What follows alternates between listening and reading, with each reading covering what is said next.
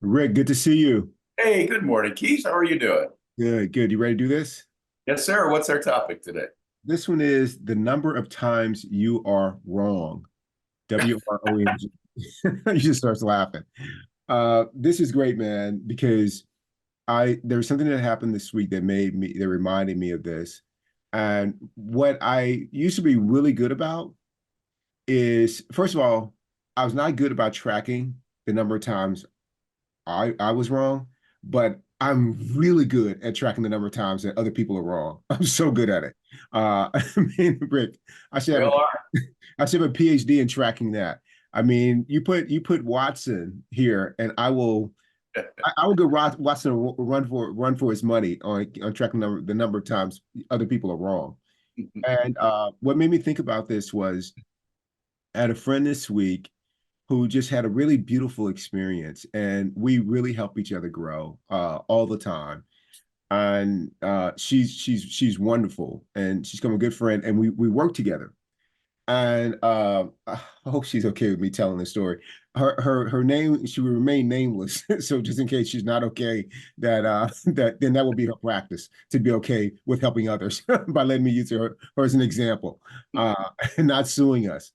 But You doing yeah. you. Oh no, we're in this together. I know. I got you. I got your back, brother. But so she had something happen at work this week, and she was a little worried about it. And what I loved about what she said to me, she said, "Listen, here's something that happened. I want to talk to you about it to see if it's one of those things that I am giving it the consideration that it deserves." She received some feedback from someone that she works with, a manager, but they're also peers. They work together as partners, and she got some feedback from this person. And in the past, she said that she can sometimes take that kind of feedback lightly, but she didn't want to do it this time because she recognizes she's in a great work situation.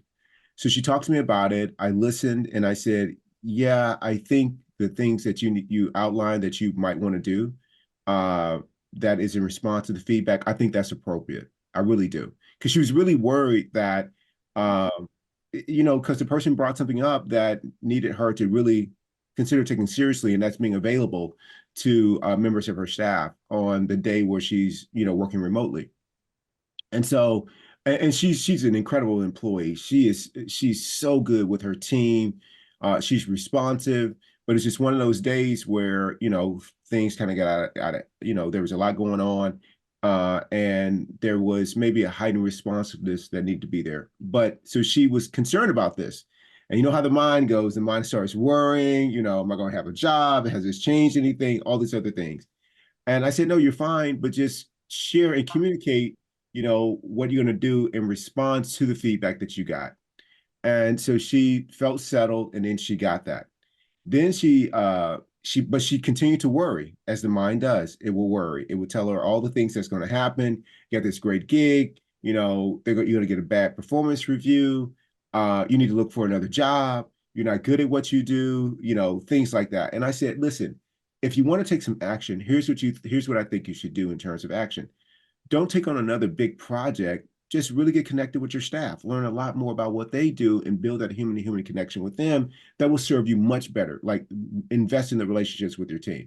And so she took me up on it and she starts doing it. So yesterday she sends me a text. Hey, I'm going to get my performance review. I can only imagine what she was doing. She's probably cleaning out her desk. She's got she's putting in family pictures back into the box. She's logging off for the last time, looking at her badge, putting her face down. I can only imagine what she's doing, right?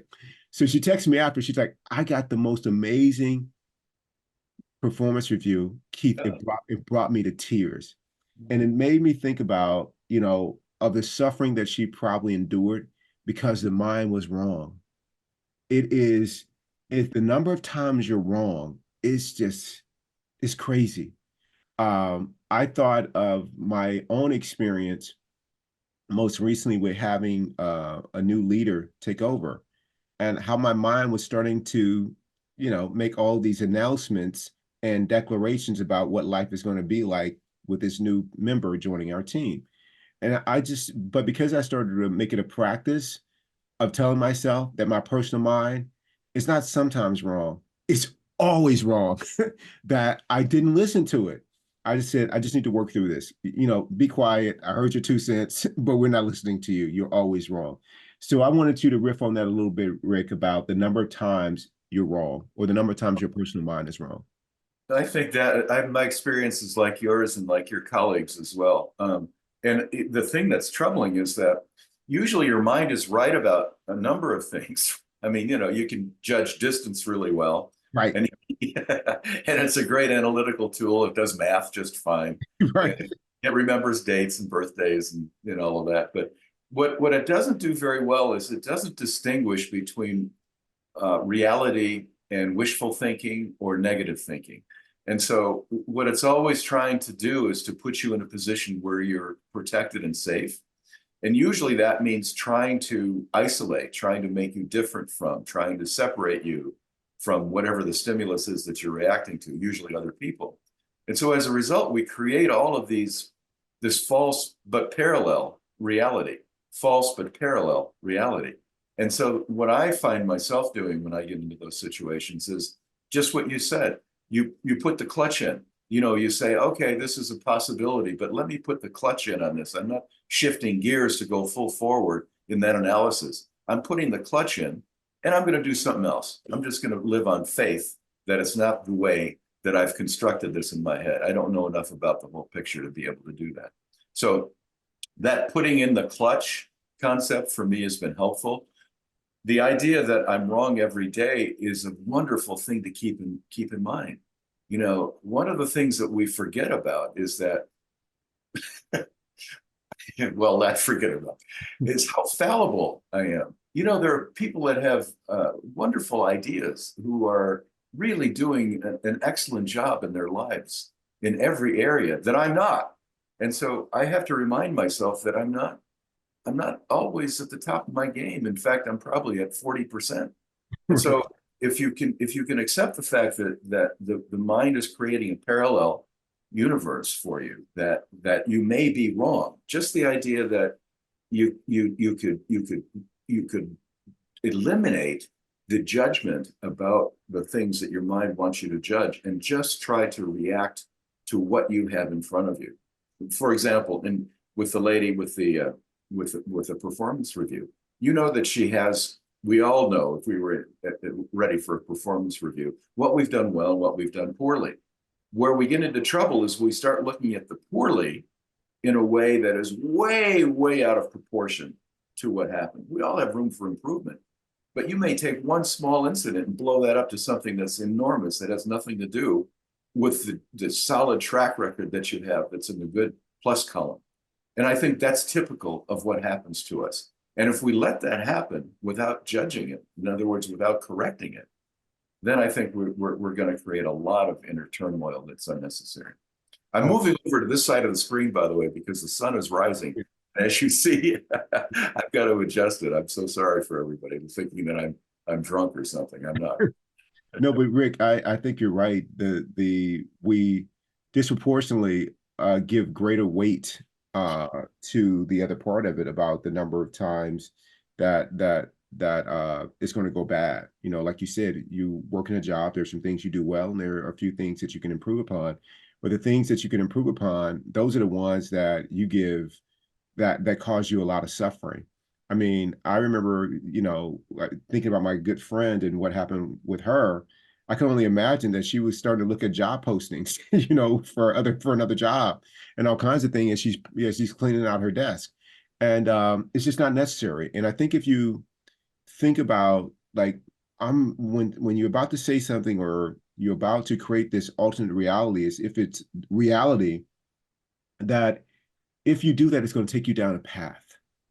And it starts off as a drift, but it starts to get more than that. Before you're in a completely different space that if you were to be objective and look at it, you'd be like, how did I get here?